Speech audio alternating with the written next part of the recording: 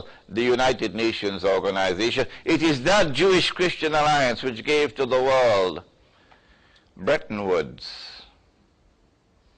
and the International Monetary Fund and today's so-called international monetary system.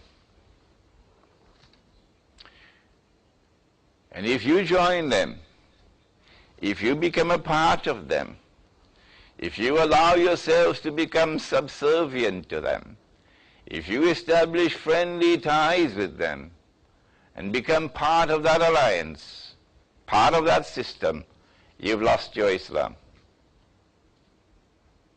That's not an easy bite to swallow and digest. Not at all. And this is perhaps the first time any of you is being introduced to this verse of the Quran this way. Without a doubt, this is the first time. And hence you can see that the verse, the subject, the gold dinar, Islam and the future of money, has a perspective from the Quran and from the Sunnah of the Prophet ﷺ, which is absolutely unique even to your muftis, who are blissfully ignorant of the subject. My language is harsh, but I can be harsh because I'm 65 years of age. And if you send me to Guantanamo, how long will I last?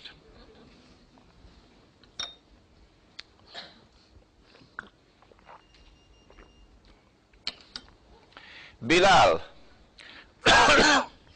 radiallahu ta'ala anhu, the companion of the Prophet sallallahu ta'ala alayhi wasallam, came to the Prophet alayhi salatu wasalam and offered him some dates.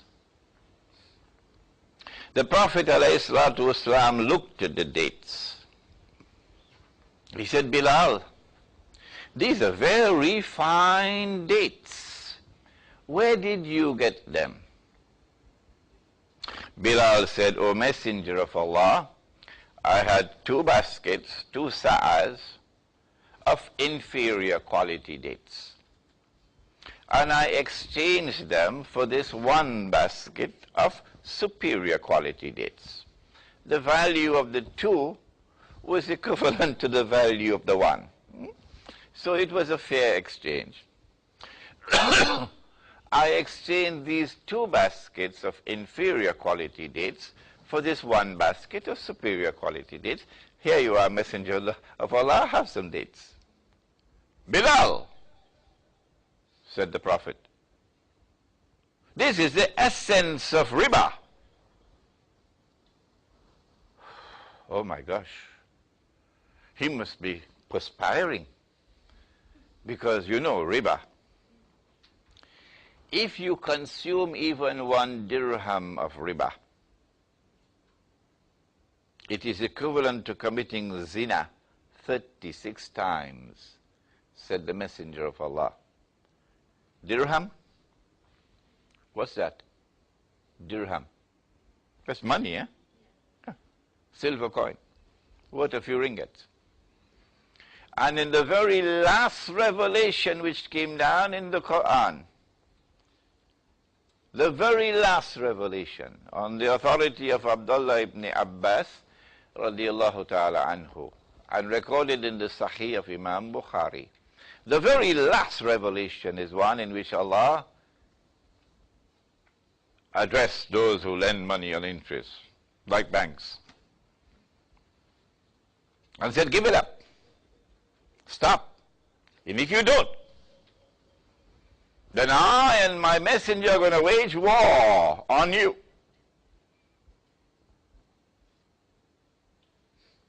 So this is not something easy. Bilal, this is the essence of riba.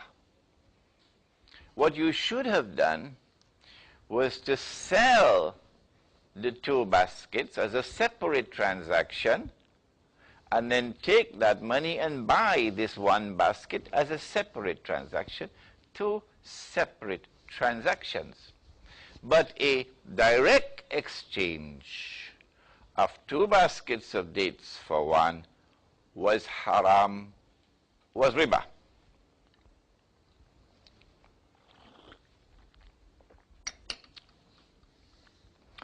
But Umar radiallahu ta'ala anhu exchanged 4 camels for one.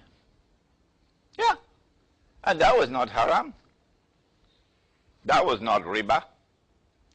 And Ali radiallahu ta'ala anhu exchanged 20 camels for one. The 20 may have been babies. And that was not haram, and that was not riba. 100 years ago, if we had asked the question, why is it that it was permissible to exchange, unequal exchange of animals? That's okay. But an unequal exchange of dates was haram and riba. 100 years ago, even a school child would have been able to answer that question.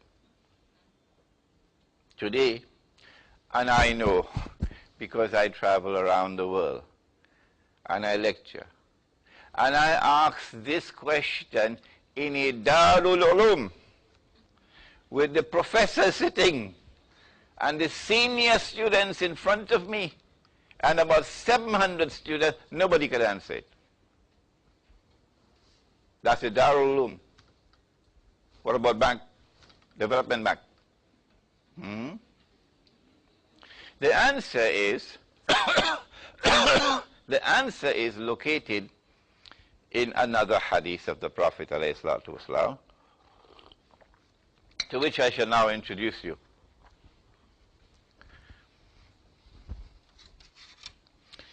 He said, sallallahu ta'ala alayhi wa sallam, if a transaction involves the exchange of gold for gold,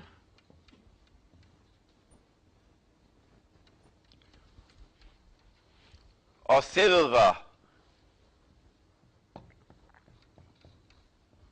for silver, or wheat for wheat, or barley for barley, or dates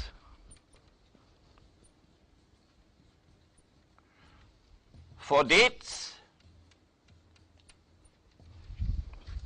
or salt for salt, so long as it is like for like, it must be equal for equal. If you have 2 baskets of dates on this side, you must have 2 on that side. Then the exchange would be halal.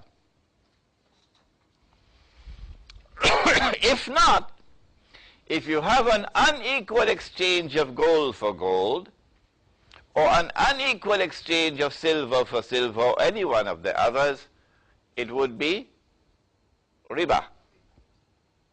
Why? It would be haram. Why? And why 4 camels for one? Okay, bule. 20 camels for one? Okay. But this one, tabule.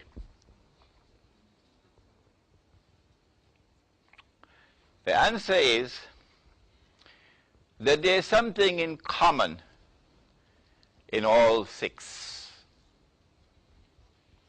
What is it that is common to all 6?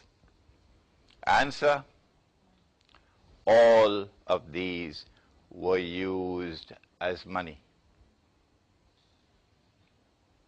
Used as money in the form of a medium of exchange.